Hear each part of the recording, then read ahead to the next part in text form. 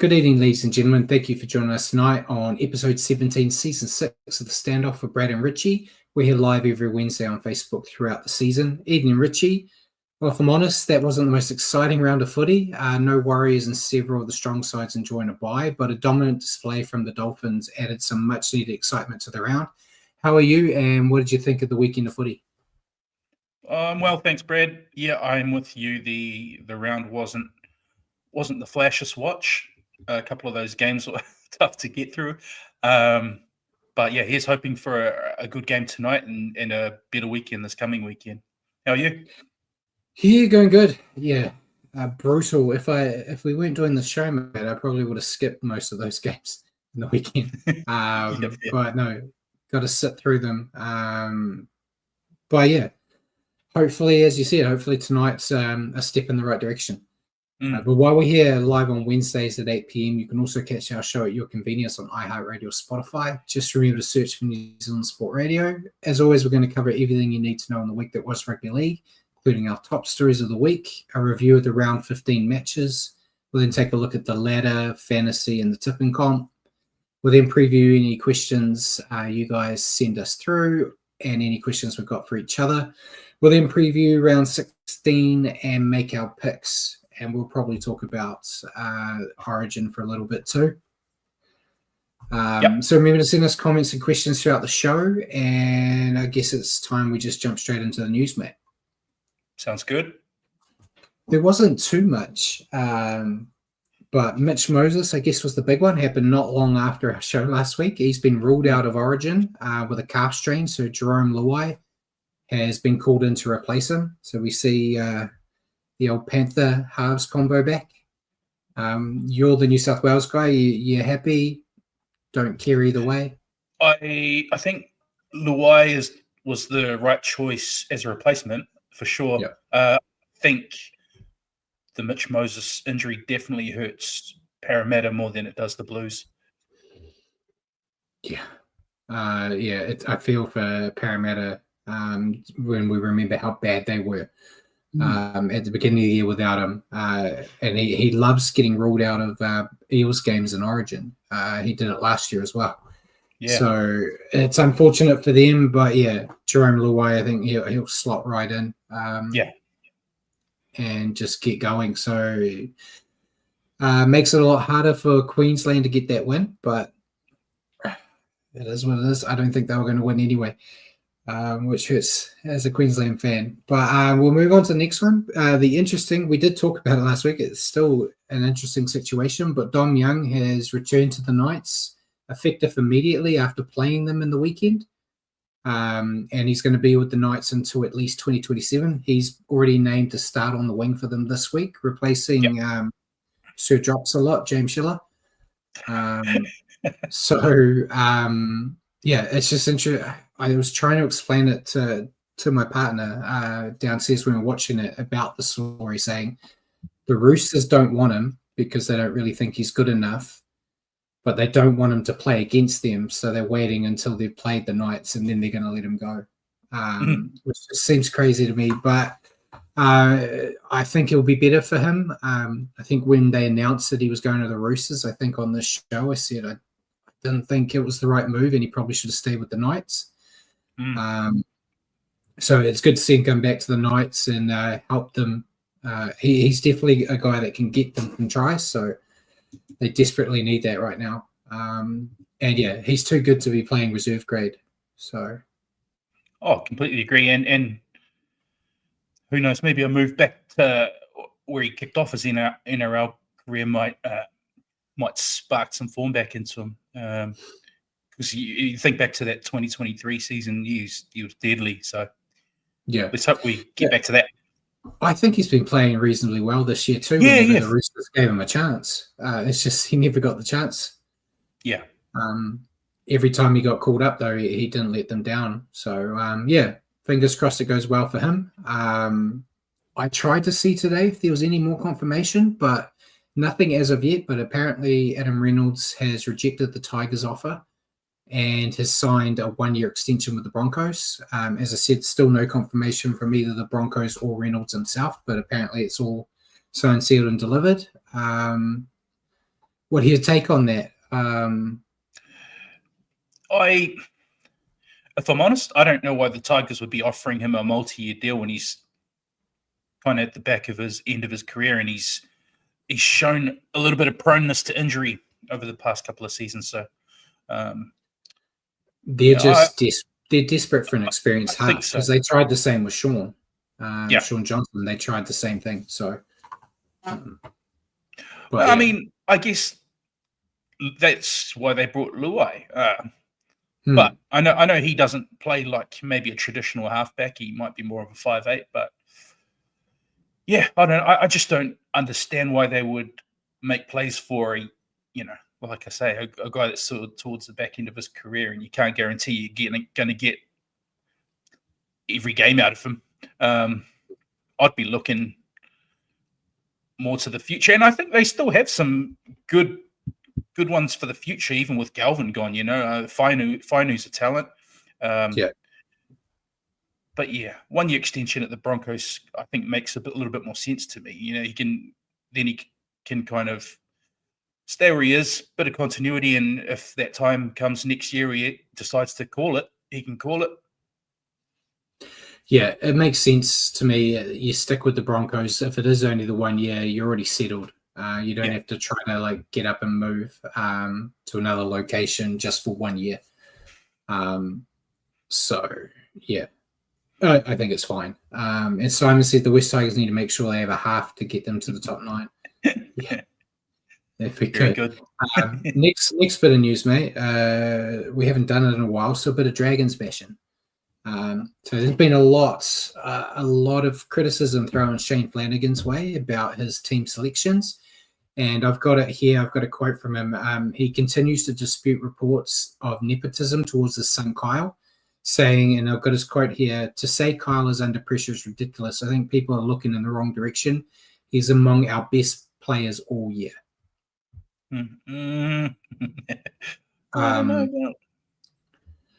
It's murky, isn't it? Because of the relationship. If father-son coaching player duos, it's all good if you're winning. Cleary, for instance, but you got a team like the Dragons who seem to be struggling, and then it's always going to make a weird dynamic. Particularly if he drops Ilias. He didn't hesitate to drop Ilias, and he's dropping everyone. Flanagan doesn't seem to be going much better, but he seems safe. So, of course, it's going to come across like that. It's a damned if you do, damned if you don't. It's either nepotism or Flanagan is just straight out of his mind and doesn't know what he's doing, because his son is not playing. He's definitely not one of the best in their team at the moment. I'm not saying he's the worst half out there, but he's adding nothing but his goal kicking basically to this Dragons outfit, and they need someone in there to help spark some life. So I think he needs to be tough and drop his son like every other club his son's played for us to. But yeah, we'll see. Maybe after the bye, they come back with a new game plan and it works. But yeah, time will tell. There were rumors that there were a few other big names in the Dragons that were going to get dropped before Kyle. So we'll see what happens. But yeah, keep doing it. Go all the way to Wooden Spoon for me. It'd be great. Next one was about Ivan Cleary, mate. He talked in an interview saying that his Origin players will not back up against the Warriors this week due to them being unable to get flights to get from Perth to Auckland, and stated that it's unfair, despite being known for resting his Origin stars anyway. I jumped on and I had a look, and I tried to book myself a flight from Perth to Auckland, and I could book quite a few, but apparently whatever they're doing, they need special flights, because Andrew Webster even said they couldn't get Kurt Capewell a flight back either. Yeah. So they don't want to sit in coach like I do, mate. They want the fancy planes. But yeah, there were about 6 or 7 flights leaving tomorrow from Perth, heading to Auckland. Yeah. So, but yeah, I can see what he's trying to do. He's trying to angle it as Ivan likes to do when things aren't going his way, as much as I love the guy. But every year he leaves his Origin guys out, so it's a big deal. If there's going to be a year where he wanted to play them, it would have been this year. Would have been this one. Yeah, but I don't disagree with him completely.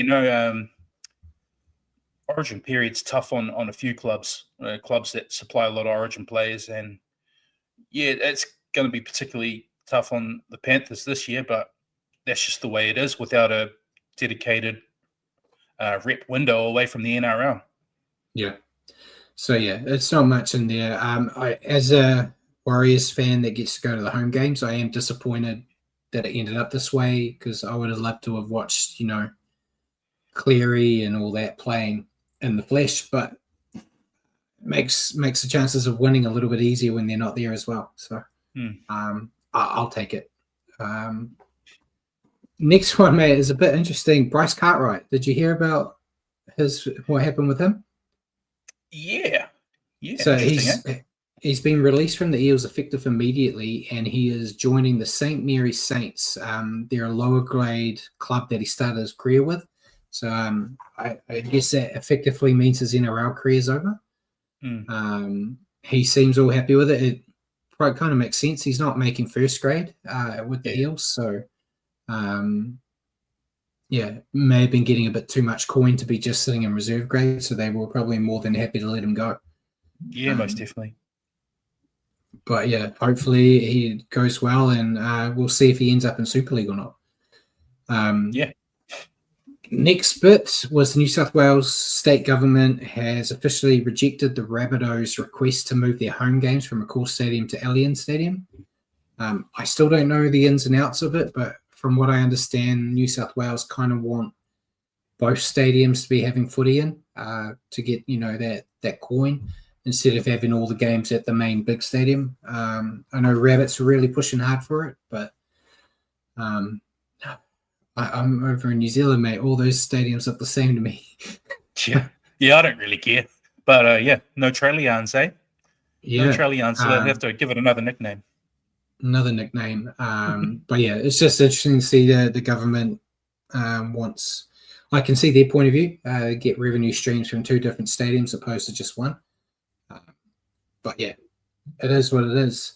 And I forgot this was in the news section, so I probably shouldn't have made fun of him. But the person who sent death threats tonight, James Schiller, has been charged and will be going to court at the end of July. Obviously, me calling him Mr. Drops a lot isn't a severe one like this one was. He sent screenshots. I think we did talk about it a few weeks ago. Some pretty brutal stuff sent to him after a win, no less. But I think they need to do stuff like this a bit more to kind of take that away from the idiots that do it. If you can kind of get away with murder on what you send people, you're just going to keep doing it. So it's a drawing a line in the sand moment. I think we've talked about a lot. I've never had the urge to DM a player and critique them on their performance. What would you? Maybe I'll do it in future. I'll just send them a link to my review of the game. Just say, can you please give it a review, please? But I think we've said it a lot with even you and me and Ruin Hammer. I just don't have the time or energy to bother doing that. But there's obviously some sad people. Oh yeah, definitely some sad people out there. But I'm pleased that they've identified someone and charged somebody. That's a step in the right direction for that kind of thing. Yeah, and we got info about the stadium stuff from the educated people that aren't us. So Simon said, from my understanding, the stadium stuff's politically an issue in New South Wales, and I think the stadiums are in different parts of Sydney. As well, in my understanding, people in Sydney don't travel. And Keith Whitelock's here as well, even Keith. Allianz is way better located and a way better stadium. The New South Wales government estimated a minimum 4.5 million loss in naming rights and corporate partnerships if they let the Rabbits move. Blake Solly's fault. Yeah, so way above my pay grade. I just want to talk about props, mate. This is why we have these guys in the comment section. Exactly. So thanks, Simon and Keith. We'll go to another part, which is just as strange when it comes to the money stuff. Peter V'landys said in an interview with Sydney Morning Herald that NRL are looking into buying a private jet potentially for players and potentially fans to use. And I've got his quote saying, "We're looking at a scheme where if we have a whole jet, the players go with the fans." It's kind of all he elaborated on. It makes no sense to me.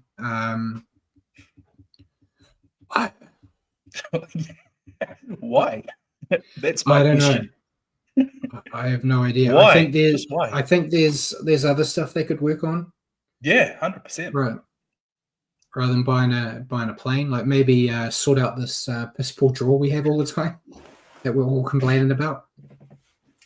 I mean, it's another potential money stream, right? If you can charge premium for flying with your with them, why not? Then yeah, potentially you could you save yourself some money on transport, and then you can charge extra for things. Maybe, I don't know. But obviously they need multiple jets because they need one jet just for the Warriors. Yeah, we sell out planes here.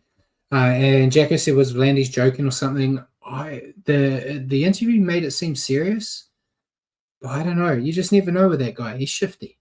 I don't know. Yeah, so maybe we'll get more or we'll never hear about it. Yeah, Simon says a private plane for fans and players sounds very messy. I don't think he thinks about things like this. Yeah, it depends what the situation is. Like if you're flying to a game, the teams go earlier than game day. So they would be going, like, I know for the Warriors, they go a day or two before. And you don't really want your team preparing for a game being stuck with all the fans in a plane. That doesn't help with your game day prep. So I have no idea. Maybe, I was going to say, even if it was like going to Vegas, but the teams still go well before the game too, because they go and do promo. Oh yeah, it could be a handful of fans that can actually take off like a long weekend for a game. I mean, also look on the flight back after you've lost. So I can imagine with the fans in there. I mean, yeah, that's going to go well, isn't it? After a few beers. Yeah. People will be able to give death threats in person. Yeah, I wouldn't have liked to have been on a plane back with the Warriors from Vegas. I would have been upset. But yeah, I think there's better if you got all this money that you want to splash. I think there's other stuff you could focus on first. But yeah, we'll see what happens. Next one, we'll go to coach bashing again, mate. There's been rumors the Seagulls are maybe looking at getting rid of Anthony Seibold if he can't turn the side around. There were some rumors that he had like 3 games to prove it. I know there were talks that Michael Innes was potentially being lined up as head coach. He's come out today and said that it's all not true and that Seibold hired him and he wouldn't do that to him. So next week we'll probably have the announcement saying that he's taken the job. It'll be about 10 tonight. Yeah. So what do you reckon? Do you think Seibold can turn things around? It's not looking great. And I don't know if it's completely him to blame. I mean, the DCE stuff has clearly been a massive distraction. You can't get Turbo at 100% pretty much ever. But yeah, I guess back at the Broncos, he had an insane squad and he led them to a wooden spoon pretty much. So it's the same thing happening here. Very talented squad, but is it the coach's fault? Is he not getting the best out of them? Has he lost the dressing room? I don't know. This just seems like there's a lot going on at their club right now. Yeah, the stuff behind closed doors seems to be affecting them a lot, and I would probably give him next year as well. You're going to have like a new look team without DCE, but then they might also be looking at that going, that's the perfect time to bring a new guy in when you're basically starting again. But there's still not a lot of like top tier coaches that can like take you to a premiership immediately, just available. That's always the problem. And I don't know I don't know if they're going to be able to find like a young guy or like your Innes or so and bring them in and make them have that positive effect like you've seen with Webster, like you've seen with Serraldo when they've been given their opportunities. I think you could even put, I always forget his name and I always feel bad about it. Eels coach, Riles. Yeah, Jason Riles. Yeah. Millie, his team's not doing well, but I think he's showing that he's getting that team in the right direction, just slowly. So there might be a guy like that in the Bold. I have never really rated Seabolt. Like Jacko said, he's a different type, very knowledgeable, etc. But maybe head coaching's not his gig. Yeah, I put him like in the Kearney boat. I think he's one of those guys that would, prove very valuable as an assistant. But when you give them the head coaching job, maybe it's not really their strong suit. It's throwing stones in a glass house. So I can't coach for shit myself. So, and yeah, Paul said some coaches are really good at assistant, but the man management media side of things can be a distraction. Yeah, so we'll see. I don't think he's going to turn it around. I think whatever is happening in the background's kind of infected the club. They had the perfect opportunity to prove they could in the weekend, and we'll talk about it later. They really screwed the pooch on that one. So, and Jagger said, to be fair, Seabolt's better than Kearney was. Yeah. It was a vague generalization, but yeah, I still think he's a better assistant. But yeah, anything else you want to add to it? No, happy. All right. We've got two more before we get into news and stuff. Reed Marnie from the Bulldogs has disputed reports that the Bulldogs are trying to offload him and says he wants to re-sign with the club. Well, we'll see what happens when Gus Gould comes out and basically says any club can take him after 2026. I think that kind of means your deal's done. What do you reckon? Do you reckon the Bulldogs will keep him, or they just can't afford him now? I mean, I don't think he's done anything to warrant him being offloaded. No, other than being a grub and making everyone want to punch him in the face. I think he's been decent at the Dogs and added something to where they're at now. But yeah, obviously there's been reports with Galvin coming in and a couple of people maybe not happy, and they'll have to make space to accommodate Galvin dollars wise. So yeah, we'll see. But if I were the Dogs, I wouldn't be in a hurry to get rid of him. No, he's a hell of a talent. And as much as we had him for being a grub, those players are just as important to your roster as everyone else. You need someone that can like rile up the opposition, potentially earn you some easy penalties. Keith Whitelaw says terrible defender. That is true. I think he gets away with it in the Dog system, though. He's got a very good defensive team around him. He's probably got a lot of help there. Yeah, so that would be an issue if he did go to the Cowboys. That would be a real big issue. So yeah, time will tell. I think he is a good player, but I think I said it weeks ago. It might be harsh, but all the players are just cattle, mate. You just got to make sure you have the right ones on the paddock. So if they decide that it's better to have Galvin and like Toby Sexton, has been playing really well since they signed Galvin. So he's determined not to lose a spot. So someone's got to go. Yeah. Time will tell. Gould was adamant he wanted him there for 2026. So we probably won't have any news on it till later in next year. So we can keep guessing about it. Next one, mate. I'm very excited, but probably going to be disappointed. Rugby League 26. We've talked about it before. The video game that they're bringing out. We've finally got a release date. They announced it in Super League over the weekend, July 17th. It's coming out. I've seen over here JB Hi-Fi has got it for pre-order. I've marked it down on the calendar. I've still, I'm here, mate. I got it here. Hold on. Still got the Rugby League 4, which hasn't been played in I don't know, 5-6 years. It just sits there. I'll tell you what, July 17. Yeah, I'm going to pick up a copy of that. I think me and Brad should have a weekly game and throw the score up on the show. We'll see how the game goes, mate, because my history playing you in these games is very different. We could live stream it. I don't think we'd want to. I'm sick and tired of getting bashed on fantasy every week. I need something. Be like the old days. I think it was Rugby League 2, where I used to just cheat and just whenever I got close, I'd do a field goal. So I'd get 1 point, I'd get the ball back. But yeah, it's done by the same guys that did that one, Big Ant. So I'm not full of confidence, but it'll be good to have a league game where you can let the Warriors win the premiership a few years in a row.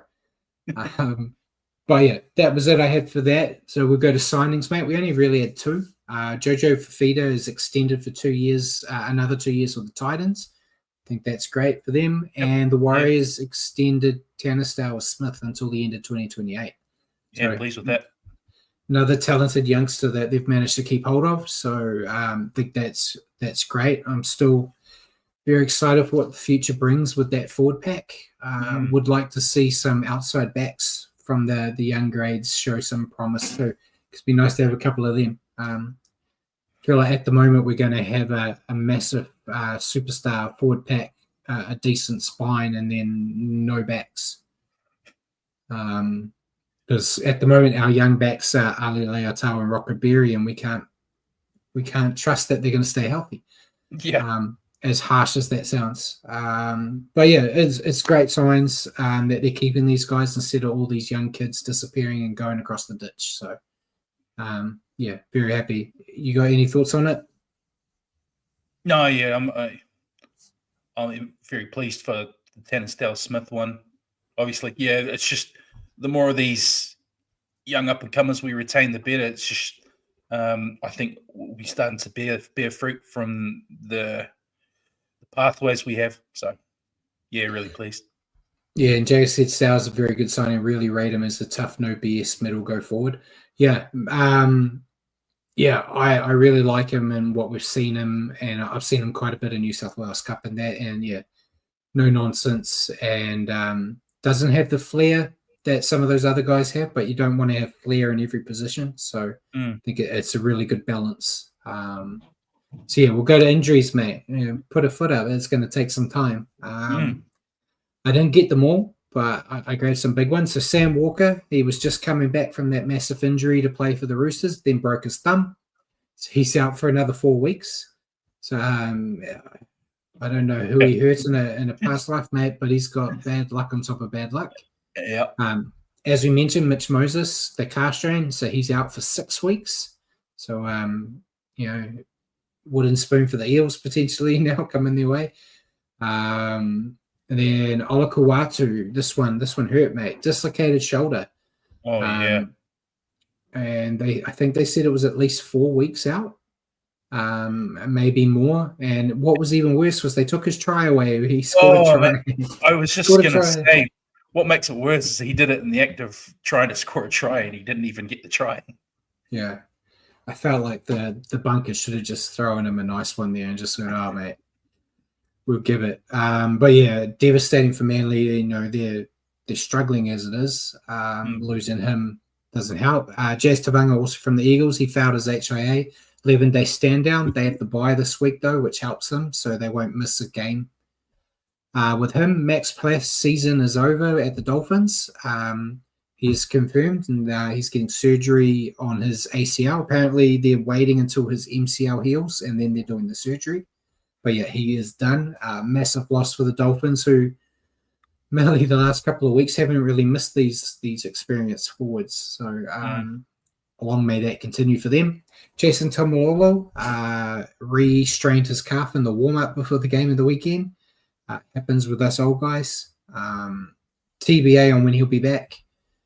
They said maybe a week, maybe this week he'll be back, maybe later. I can't remember who he was named or not, but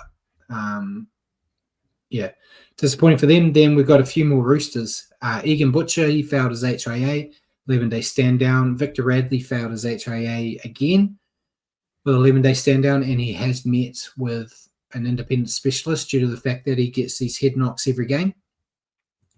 So I don't know if that's going to send us down the path of medical retirement early due to the head knocks or not, but they need to do something because the poor guy gets knocked silly every week.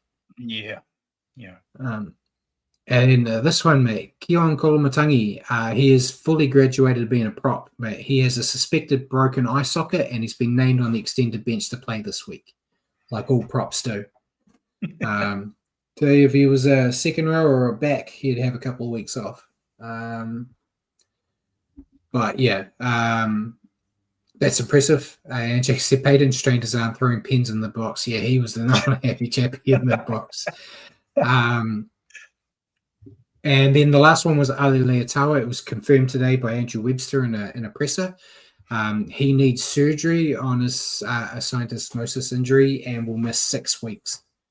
So yeah, he hasn't had a great run in his early career with injuries, man. I feel for him.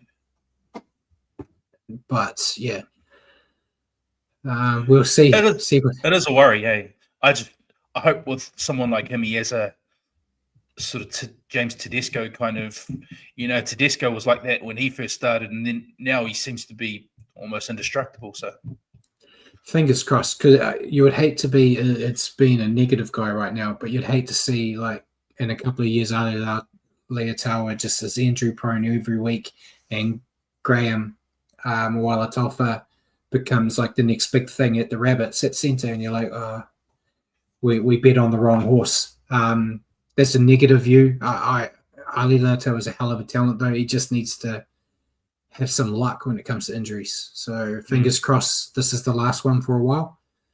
Anything else you want to add to those injuries? I know there are a few more, but I don't want to spend an hour talking about them all. No, that's all good. So we'll go to Naughty Boys. We only had one, but I added one. So Felice Kafusi from the Dolphins, he got a grade 3 dangerous contact, 2-match ban. I think that's fair. It was a nice hit. It was. And then an even better hit, mate. Probably the tackle of the year. Alfred Smalley, Eels New South Wales Cup team. A head-eye tackle on Tane Tuapiki in the 79th minute, 5-week ban. He knocked Tane Tuapiki back to childhood. And then he jumped on him on the ground afterwards. Yeah, as you meant to do after you do one of those, you meant to add a bit more contact on the ground. So straight out of the Dark Arts book, horrible tackle. Taking all joking out of it. Tane won't be playing this week due to not knowing where he is, and Webster's basically said they're going to give him as much time as he needs to get back. And it's a real baller move doing it on the smallest guy on the team. And so late in the game when they were losing, it just wasn't there only like a minute left? It was more like 40 seconds. There was And Jacko said he should have got 8 weeks. I think it was definitely. I would even put it wasn't reckless, it was intentional. So I think that's why you should get more.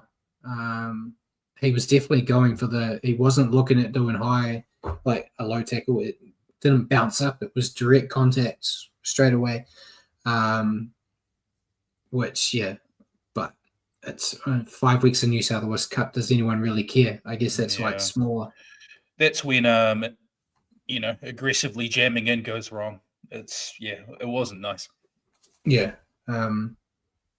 But yeah, hopefully Tane is okay, and it's only like the week off this week for him, and he gets to hit the ground running the week after in New South Wales Cup. But yeah, that was it for the news, mate. We'll move into the short round. I know we on these games or these episodes we try to get you home early due to the Origin game.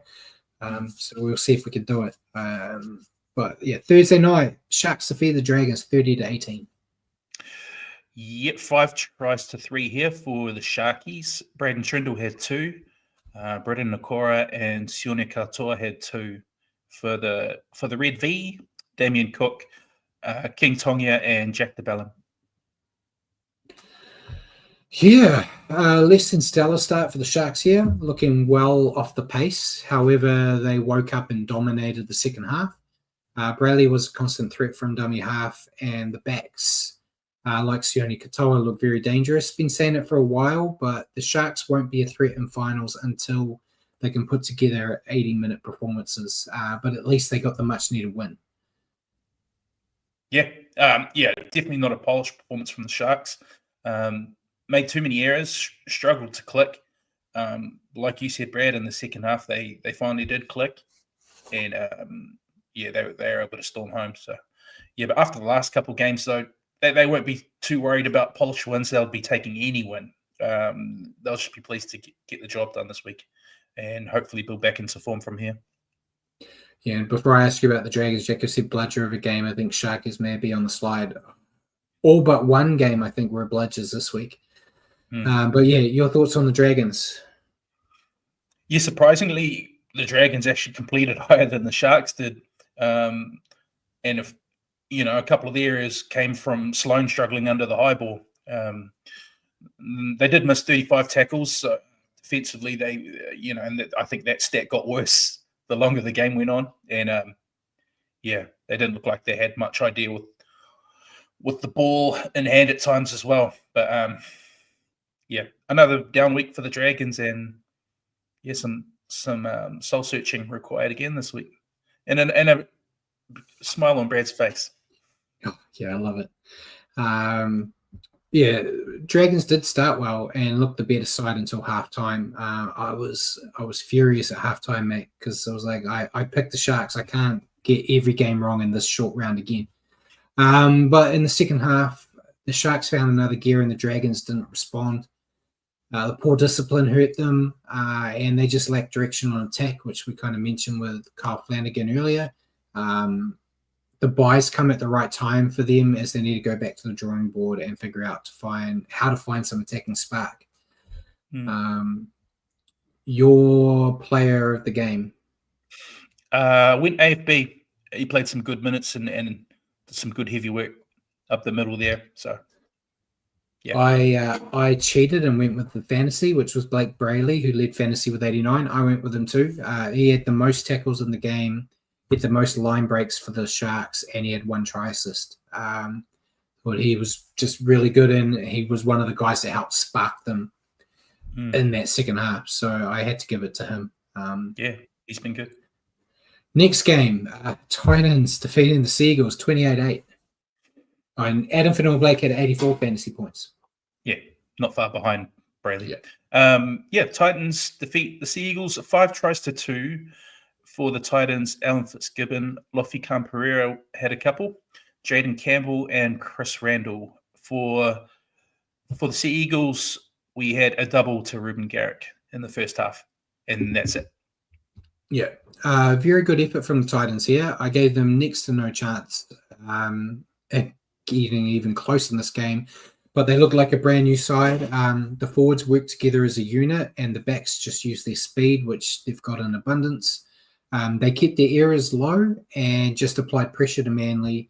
One of their better performances in some time, and I think Des will want to make this like a line in the sand moment for his side to build a platform on for how they want to go for the back half of the season. Your thoughts on the Titans? Yeah, well, I normally like to bag them every week during this part of the show, but I've got to give them their flowers. This was a really good win from them. With Foran playing and Brimson back to fullback, I think this might be the best we've seen from them so far this year. I thought Brimson looked really good at fullback. Still down the foot of the ladder, down in that area, but solid win. I have to give them credit where credit's due this week. Any thoughts on Manly? The opposite pretty much. They were so poor in this one. They just look so off color. I mean, after a couple of first half tries from Garrett, just not much to write home about at all. After that, Turbo still looks not 100%, which is very common, obviously. But yeah, he still looks off the pace by his high standards. 11 errors, 45 missed tackles. Yeah, it's just what. Yeah, the Titans just they fed off what the Sea Eagles were dishing up, which was rubbish. So, yeah, we already kind of spoke about them a wee bit earlier when we were speaking about Seabold, but yeah, there's a lot going on there, and not a lot of good. Yeah, I think many of us expected the Seagulls to run riot in this game, especially with DC looking to prove the Queensland selectors wrong by dropping him. But I think this was one of his worst performances of his career. Nothing he did went right. He stunk out the joint, and it just spread through the rest of the side. They made mistakes left and right. As you said, constantly found themselves on the bad side of the officials and hardly ever threatened the Titans' defensive line, which is, no disrespect for the Titans, the easiest defensive line to challenge in the NRL. Something spoiled the water in Manly, and they need to figure it out quickly if they want to make their way back towards the top 8. I know there was talks that after the bye, Tommy Turbo's becoming a centre. He's lost the fullback spot in that. So I'll give Seabolt credit. If it works or not, I'm not sure, but he's making changes to try to get this team performing. So you've got to give him that. Paul said Jaden Campbell top fantasy was 75. And Roos, how are you, Roo? Who'd you pick? Brimo. Brimo was really good. Yeah. I started with AJ Brimson as well. I had the delightful night of watching it with my partner who kept thinking he was Scott Drinkwater. So she's still learning. She's still learning the game. But he was just creating so many opportunities for them, left, right, and centre. Paul said Seal started with 3 wins in 4 games, and now it's 3 wins in 10. Yeah. They just fell off the cliff. The Warriors broke them, mate. I think they're still like 1 or 2 wins off the 8, I think. So they're not. They just need to turn it around. Whether or not they can, I don't know. But they're certainly not done for by any means. Yeah. But it's not going well. That's for sure. Last place is only 2 wins off the top 8. Yeah, that's true. Next game, Roosters defeat the Knights 12-8. Yep. What a dud of a game this was. 2-1 for the Roosters. Brad, how about this try? Salesi Feketi. All right, mate. That brought me back into this game. What a try from the big man. Salesi Feketi and Siwa Wong were the Roosters try scorers. I don't know about that Wong try. But for the Knights, Kyle McCarthy.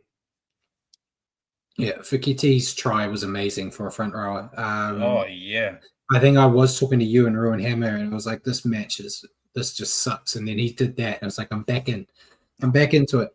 I told her I'd do this. The only funny thing about this game was I was watching it with my partner, and she, for some reason, thought Newcastle were the Newcastle Whales. And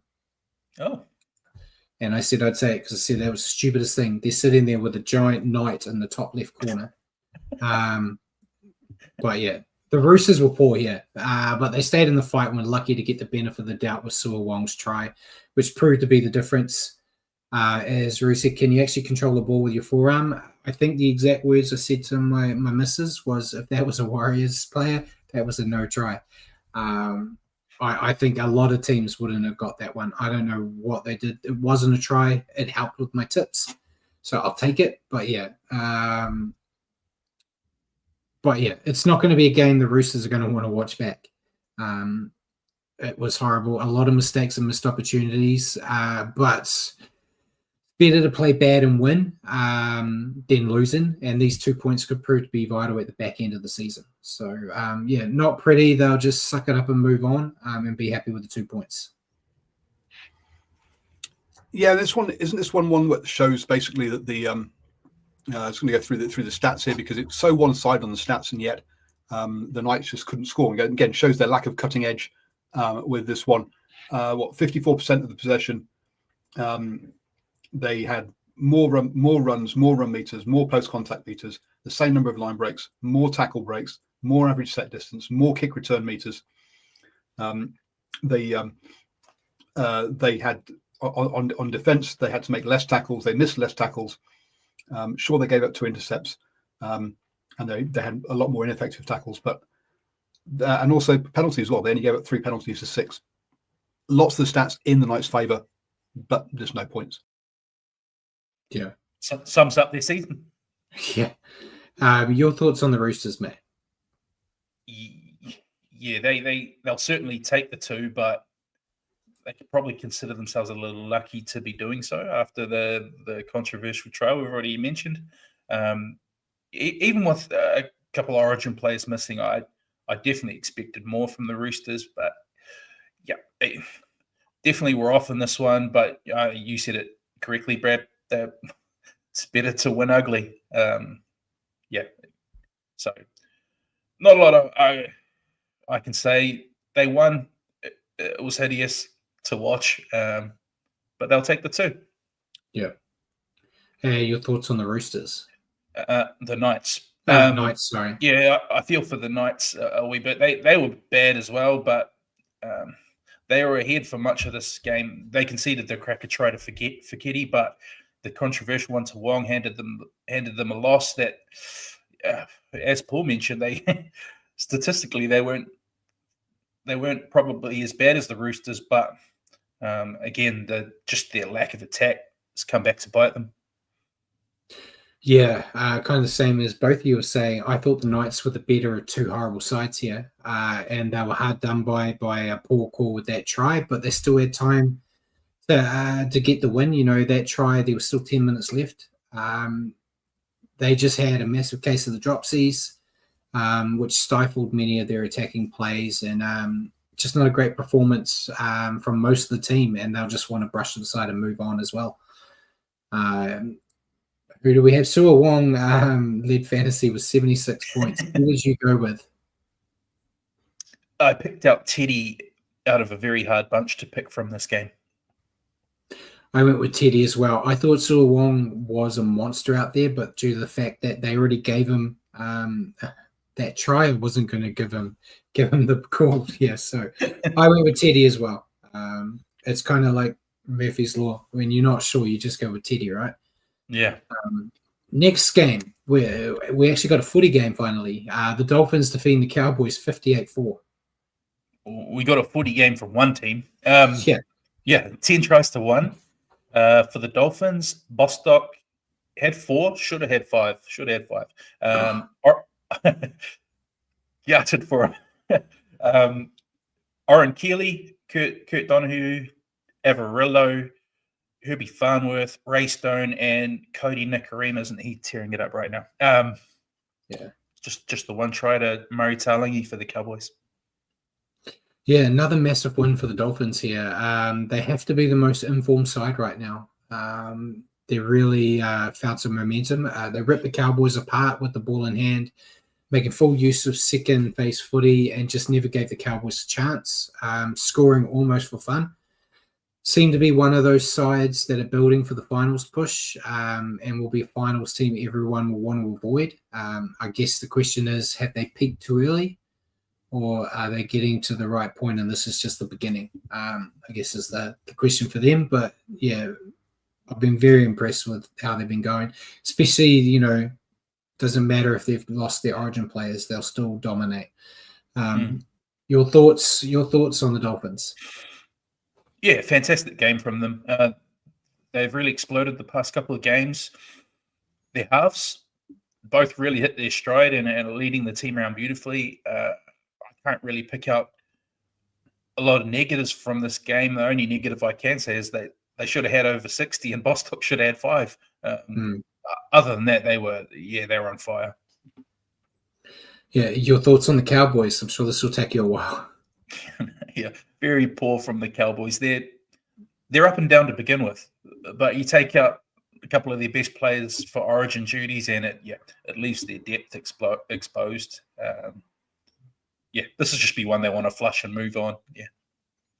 Yeah, not much to say about the Cowboys, which means I'm going to talk for a while. They were thoroughly outplayed and could not defend to save themselves. Made 12 errors too, which always kept them on the back foot.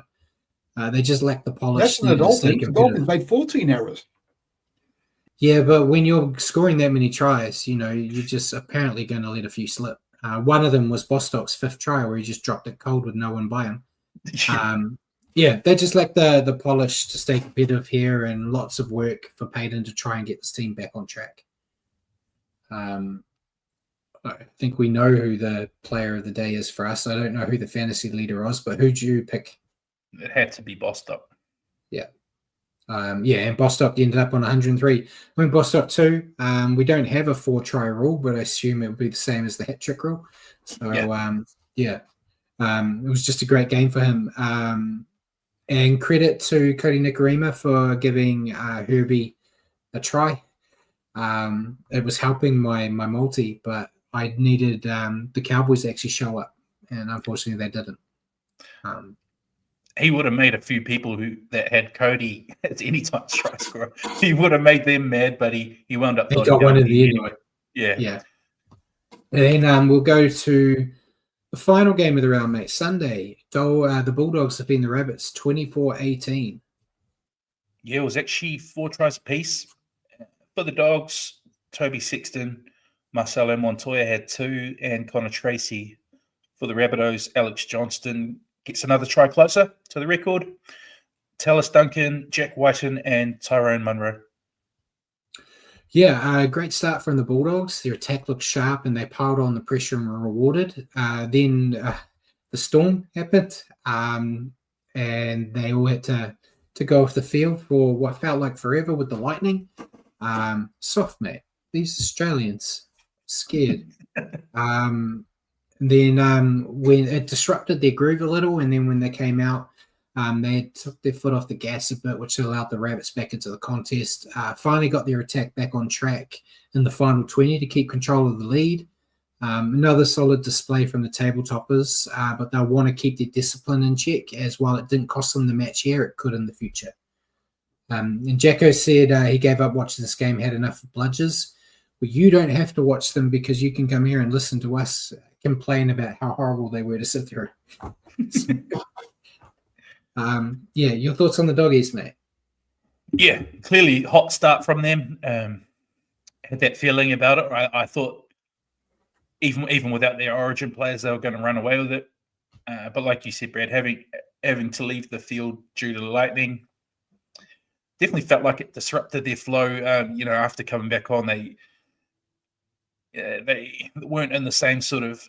They weren't in sync like they were prior to leaving the field, put it that way. Yeah. And, it did allow the Bunnies back in. But, another 2 points. Very, very impressive record that the Doggies are building. Yeah, and your thoughts on the Rabbits? They gave up a significant head start. Turned out to be too big a head start. But they showed spirit and some of that grit that Wayne Bennett gets out of his teams and somehow managed to make a game out of it. When like I was saying before, I thought the score could have been anything from the Dogs, but again another game where the Rabbitohs have stick in the fight. They didn't get the result, but Rabbits were well off the pace at the start of the match and looked like they were on their way to a smashing. Bulldogs scored 4 tries, 3 of them were in the first 20 minutes. Then that lightning strike happened and gave them a reprieve. After the storm break, they came back ready to fight. They started to show more promise on attack and took advantage of the Bulldogs' ill discipline. They just let a few chances slip, which proved costly in the end, but not a bad result, especially with them missing Latrell and a few of their other big names. They just need to work on that 80-minute effort. I think this is definitely a game they could have walked away winners with if they started better. But Cacao top fantasy was 79. Who'd you go with? Might be showing my bias a little here, but I went Montoya. A couple of meat pies, damaging defence, and strong on the carry back as he always is. I went with Toby Sexton. His goals proved the difference. He was 3 from 4 against Humphreys, 1 from 4. But I think he's actually stepped it up since that little guy with the bad haircut turned up. He's found another level because as soon as they announced he was coming, everyone said Sexton's going to be flipped off somewhere. He's he's taken that as a challenge and is performing better. So yeah, I wanted to give him his flowers here before he's moved on to another club. Fair enough. So that was the round. Man, we're doing good time, Paul. You're going to be proud of us. So we'll bring up the ladder. I had top last week, so it's you, mate. Yep. Okay. So the top 5 all retain their positions this week. Dogs first, Raiders second, Warriors third, Storm fourth, Sharks fifth. The Dolphins have moved into 6th. The Broncos have moved up to 7th, and the Roosters have moved into the 8th. Yeah, and then for the rest, Panthers have moved up to 9th, Cowboys down to 10th, Seagulls down to 11th, Dragons down to 12th, only 2 points ahead of that wooden spoon. Tigers have moved up to 13th, Rabbits are down to 14th, and then the bottom 3 stay the same with the Knights, Eels, and Titans all on 12 points at the bottom. Nice. So, yeah, still no surprises there at the moment from what we've seen this year. Top 4, I think, still. I looked at all their runs. There's no such thing as an easy run within reason, but the Raiders and us and the Doggies runs aren't too bad. Warriors have to play the Bulldogs, and unfortunately, we have to play the Titans twice. Who, even though they're dead last right now, we know what the Titans do to us. So, as long as we can keep those Titans at bay and get a win over the Doggies, we should have a top 4 spot locked up. Storm, I expect the same, and yeah, Raiders wouldn't surprise me if they end up minor premiers with the run they've got home. But yeah, and then outside of the 8, it's so close. There's a few teams there that could still creep in, I think. Panthers could end up getting back in and playing finals after I said they wouldn't. Yeah, that's crazy. Hey, after the start they had, and they're still right there. Yeah. Well, I mean, Dolphins in 6th are on 16 points. Rabbitohs in 14th have got 14 points. 2 points separate. Yeah, most of the table.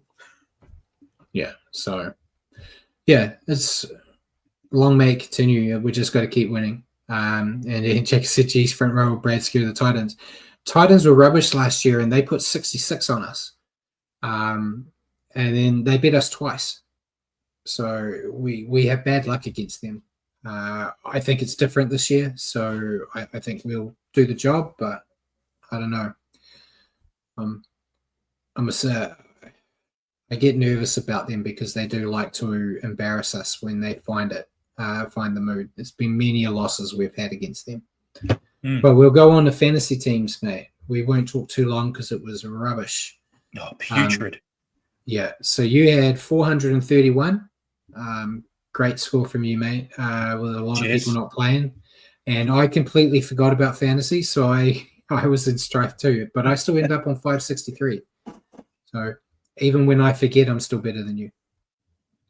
I may as well have forgotten, to be fair. Yeah. But I've remembered this week, so I've made some changes. I still stuck with William Kennedy, mate. Or I might have got rid of him actually before we got on. I think I did. I got rid of him for that the young eel that was a winger, and then now moved him into the halves. Oh, yeah. He was cheaper, and he might get me more than what Will Kennedy got 19, and he's meant to be one of those top fullbacks. He's ridiculous. Round 15 tips, mate. Not really a lot of changes. Everyone, with the exception of Hammer, got 4. Hammer only got 3. So I think we all got the Titans game wrong. But yeah, so ACT, Hellcat, and Harry Poppins are at the top. Your boys still 3rd. Yerk 4th. MB Sports Fan 5th. Michael Pazzuto 6th. Bjorn is 7. And then the boys from SMB is finishing the top 8. Then you and I are 9th and 10th. Simon, you're 11th. Roscoe is 12th, and Hammer's 13th. So you're talking about bringing young talent through. I think we should be looking at Richie's son coming on the show actually, rather than you guys. Don't tell him that; his head will inflate. No, I've had the pleasure of talking to him, and he wouldn't be good for the show. He can pick a 50-50 every now and then, but he can't put words together. Which is saying something when it's me and Richie on the show. So that was it for those. We'll go to questions. I think we answered most of the questions from anyone else, Paul. Unless you want to throw we've kept up with the live chat as we've gone through, as we always do. So we'll go with your one first. Okay. My one was just a bit of fun. But if you could bring back one former Warrior in their prime to add to what our current roster already is to enhance it, who would it be and why? Same answer every time. It's a Peter Okay, Palestina. I was going to say, give me your answer, but then give me another answer other than Palestina. All right, it's Palestina. He would help right now with Barnett out. Don't know if he could play the minutes that we need him to, but I think it'd be great for a punch. At the moment, Clinton Torpy. We need a centre. You stole my one. So we need a centre, and he's one of the best we've ever had. So if I'm not allowed to pick Palestina, that's who I go with. And Torpy is the lucky person to be my only favorite Warrior that was a back. Yeah, prime Torpy was something else. Yeah. All right, second, Conrad Harrell was my second favorite back, but he was basically a forward. So, but yeah, so was Torpy yours as well? And that was mine. Yeah. Rue also said Clinton Torpy would be awesome to have another genuine strike centre. Yeah. Be awesome, but it is what it is. So my question to you, Matt, do you think this current Warriors squad has what it takes to win a premiership? And if not, what's still missing? If you'd asked me this question at the start of the year, I would have pissed myself laughing. Yeah. You've asked me at the right time, and I think from what we've shown, I think we actually do. We've shown we have the ability to grind out tight games and some really strong goal line defense and scramble defense. So I think that's what premierships are built off: defense and just being able to win when you're in the arm wrestle. But obviously, we've never done it before. It's going to be tough. Are we capable? I think we're capable. If not, what's missing? I think we are capable, but I'll give you what might help is a little bit of luck when it comes to injuries and particularly in the centres. Yeah. And like Rue has rightly pointed out in the comments, a little more consistency in attack was fantastic against the Sharks, but there have been times this year where we've had to rely on our resilience and grit to hold on because our attack hasn't set the world on fire. But I think that will come. Yeah, and Jagger said close to being good enough to win a premiership, but need big game experience. Yeah, I think that big game experience is a big factor. We got a lot of young talent at the moment that haven't had that experience in finals, and it is a different level. But I think Fish being there is going to help. So yeah, I think they're just as big a shot as any of the other contenders right now. I think they have to be in the conversation. If what's still missing, I still think, a strike attack weapon in the backs would be nice. They're all doing a good enough job. But, like we just said with like the Torpy, if we had one, like you're seeing it, Manly's probably not the good example, but with like what Hopewadi's doing there or all those other teams that have got like some electric back that just can create something out of nothing. It would be nice to have one of those, but that's not necessarily going to be what wins you a premiership, right? We've seen many of those types of players fumble at the line. So, I think experienced.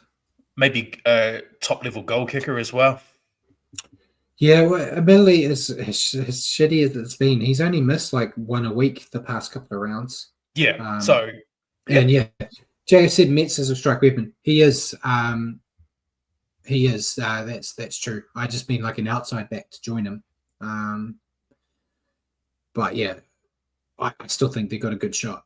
I'm not putting money on it yet. I think I put money on them to win the minor premiership this week though. So we'll see. So that was it for the questions. So we'll go into the next round, mate, which is starting. We'll talk about the Warriors Panthers first. If Paul wants to bring up our pretty picture. I can rattle off the Warriors. Yeah, mate. Give us that Warriors team playing on Saturday. Fullback, CNK. The wings, Dylan Martinez-Lesniak, Roger Tuivasa-Sheck. Centres, Adam Pompey, Moala, Graham Taufa. That's 4 hyphenated names I've read out already. I've only read out the... We'll talk about that after you finish, mate. Okay, that's only the back 5. Okay, halves, Chanel Harris-Tavita, Luke Metcalf. Yep. Front row, James Fisher-Harris, Wade Egan, Marati Niokore. Edge back row is Leka Halasima, Jacob Laban, and lock, Aaron Clark. Interchange bench, Tamaide Martin, Jackson Ford, Dimitri Vaimonga, Tanis Dowell-Smith. Extended bench, Sam Healy, Bunty Arford, Tanner Boyd, Ed Kossi, Eddie Edemaya Toiava. Yeah, so they have broken the record in the NRL for most hyphenated players named. They had the last record, though. So the last record was 6. They now have 7. It doesn't surprise me. Yeah, there was an interview with Andrew Webster, and he was today, and they asked him about it, and then they ended up on talking about his son. Like, would his son, play for the Warriors? He said, like, in all honesty, I don't care if he wanted to play league or if he doesn't, but if he does, it'd be great. And he said he probably wouldn't get into the Warriors. We might have to hyphenate his name. So even the coach is joking about it. But I think it's a good team. It was a surprise to see Moala Graham Taufa. Millie, at the time when it was announced, I wasn't aware of how severe Lau Titi's injury was. I think I took. Yeah, sorry, I called him. You called him his uncle's name. Called him his uncle. I get confused. We talked with Ruin Hammer like after the name as well, and said it's weird. Like, I thought Eddie Ermia would make it because he was basically the one out of the 2 that they've picked to keep in the squad, letting Moala go to the Rabbits next year. So I thought maybe he would. Potentially, we don't know. I would feel for Moala if this is a smoke screen and like on the day off he's dropped and Eddie's brought in. So I'm hoping they stick with Moala just because they've named him, and I think he's a hell of a talent when he gets the chance. He just hasn't had a lot of opportunity. But I'm happy enough with the squad. Yeah, me too. I thought they might move Rog in one and bring in Kossi on the wing, but I'm actually happier that Roger's getting some consistent game time out where he's been stationed this year, and I'm pretty sure Moala Graham Taufa will do a job. He performed well last time he was there at home. I think the last game he played at home was the Dolphins game that Ruin Hammer actually came to. But yeah, he does a serviceable job in there. And we've been doing reasonably well with Kurt Capewell there, for crying out loud. So true. Yeah. It should be good. We'll go on to the Panthers, who still have the most frustrating logo. They never fit into my boxes, like all the other teams. But very, very understrength team, it's fair to say.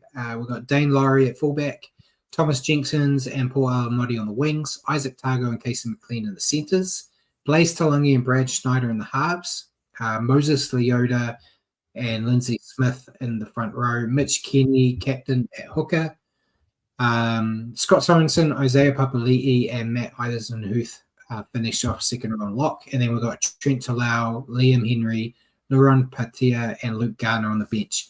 I said under strength, but that's still not a bad side, mate. There's some good players in there. But as Jacko said, real impact off the bench will blow this Panthers line apart. Yeah, I think 100%. I think the Warriors get this win and probably comfortably. I think that Panthers lineup is good enough where obviously you don't take anyone lightly, but you take them as a serious threat and go in there and try and do a job. I'm tipping us to win as well. I think I said last week that even full strength, I'm picking the Warriors over the Panthers right now. So. That's what we were talking about during the week, I think, Brad. Yeah, I think even full strength at the moment on form, we get the job done. So looking at the TAB, $1.24 for the Warriors, and they are joint equal the shortest odds of the weekend with the Panthers at $4.10. Wow. When's the last time the Warriors have been $1.25 against the Premiership champions the following season from last season? Years. Yeah. But even 13 plus wasn't that nice. I think 13 plus was like $1.90 last time I checked, because I was like, oh, I'll put it on because it usually gives you a couple, but it wasn't worth it. But yeah, so we both got Warriors in that one. Hopefully we're right. We'll go to the rest of the round. As always, State of Origin is on tonight, so they don't care. So you've got my beautiful little picture this week because I couldn't find a fixtures picture. And then Jacob said, yeah, if as you claim we're Premiership manual, we win this very well, 42-14 to Wires. And that would be nice because it feels like an age since we've had a home game. I've moved house since the last one. I've been stuck here in this house watching footy. I want to go back to Mount Smart. So just on the back of the of that grand final list, so the Storm are currently the favourites at $2.60, the Bulldogs $4.25, then the Raiders at $8, and the Warriors are at $9. Then out to the Sharks at $15. The Panthers down at $19, which look, I mean they're only a point outside the 8. But the Bulldogs at $4.25, but the Raiders at $8. That's an interesting one. I would have had them closer than that, I think. Yeah. It's crazy to think that we're at 9. I'm regretting not doing a top 4 bet. I put a top 8 bet on at the beginning of the year, which is still going to be all right because they had us as wooden spoon favorites. So that one will turn us around. But yeah, top 4, the Warriors are now $1.25. Yeah, so it's not worth it now. I missed the bus. So yeah, rest of the round. We kick off on Friday, or I suppose we kick off tonight, mate. Queensland, New South Wales, and Perth. New South Wales. I think New South Wales are going to win, but I can't break our routine, so I'll go Queensland. Fair enough. It's going to happen anyway because the NRL want it to have a tiebreaker in Game 3, so they're always going to try to manipulate it. The fix is in. So first up on Friday we've got Tigers Raiders. We got the CAB is $1.42 for New South Wales, $2.90 for Queensland. By the way, easy money. As we always like to say, bet responsibly, please. Now he's going to throw in that one. Easy money, Jesus Christ. Easy money, guys. So first game on Friday, Tigers Raiders. I've gone with Raiders. I also went with the Raiders. Funny that with them being at $1.35 and in the top 4, whereas the Tigers, down in 13th on $3.20. So yeah, clearly the Raiders strong favourites. But look, they've had their first bye of the season. So how will they come off the bye? That's the only question we have around them, I think. No, I just looked and I'd already put a bet on New South Wales tonight.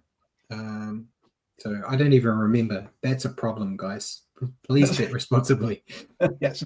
So I was saying the Raiders had their first bye of the season last week. So how they come off the bye, we'll see this time. But it would be that'll be a new. That's the only fly in the potential ointment or potential fly in the ointment. Yeah, and then Saturday we have Warriors Panthers, which we've already said Warriors.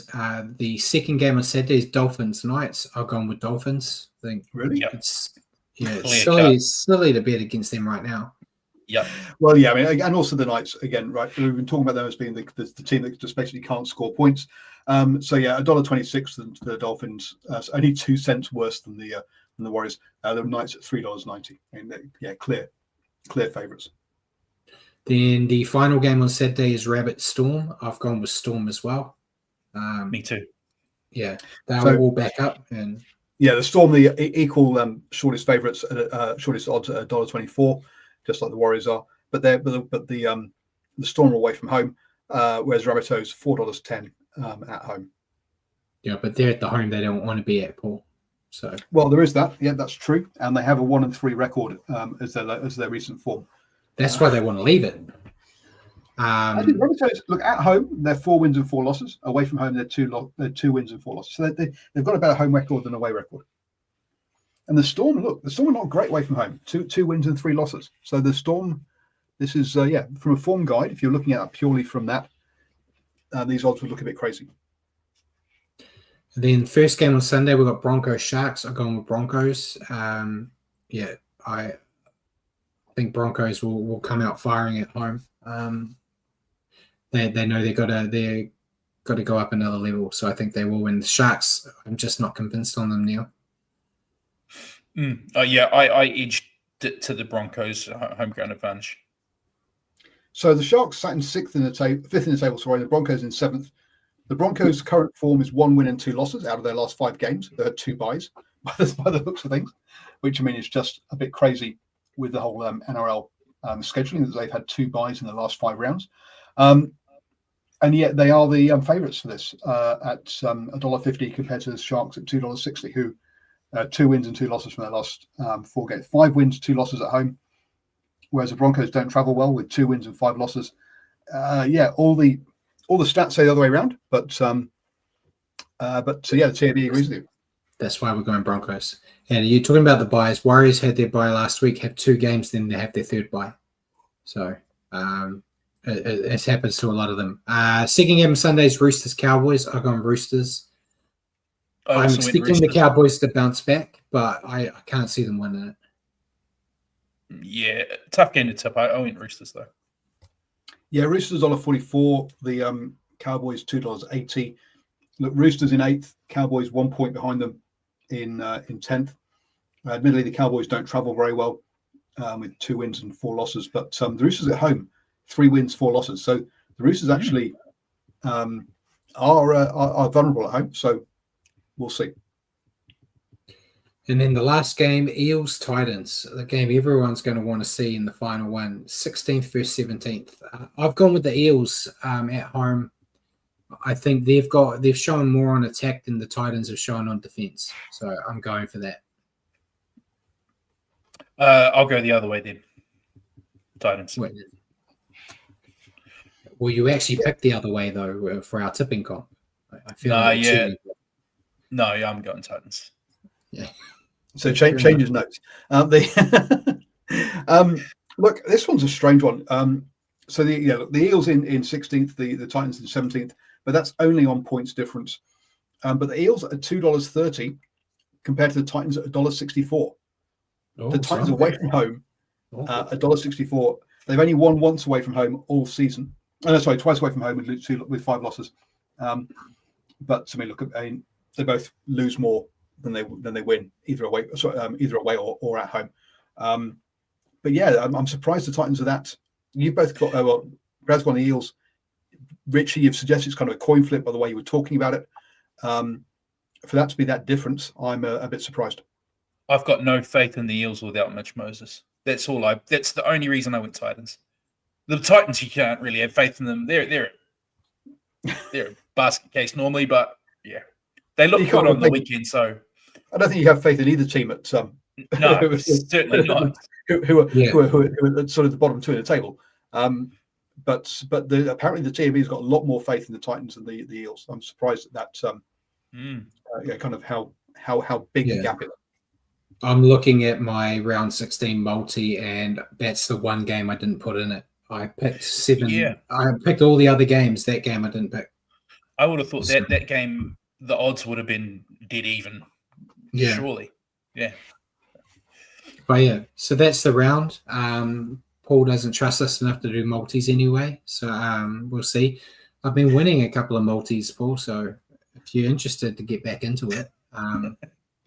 Go with leave that last game off and go with six favourites.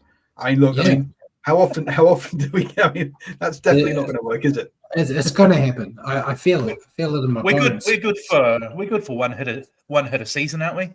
Yeah. We've already had ours this year, I think, too. I think so. I look, if you basically drop the Broncos Sharks game and the Eels Titans game, I think it's pretty clear the other 5 games. It's a predictable. This is as predictable round as it gets. So, from Paul, who is not taking part in the tipping comp, this sounds like a joke around. I was going to say, this feels like a joke around.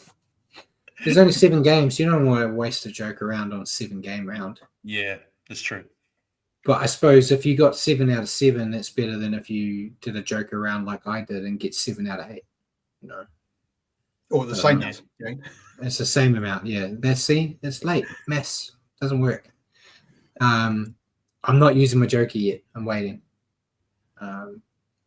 But yeah, anything else you guys want to add before we let everyone go off and get ready for Origin? We're actually not just sitting right before kickoff, which is good. Yeah, no, I just want to say go New South Wales. Finish it off tonight. Yeah. I'm not going to say it. I can't. But yeah, Queensland just show up a little bit at least. And ladies and gentlemen, thank you for tuning in tonight and joining the Standoff with Brad and Richie. For your weekly update on rugby league, tune into our show next Wednesday at 8 p.m. here on Facebook or on YouTube. Just remember to search for New Zealand Sport Radio.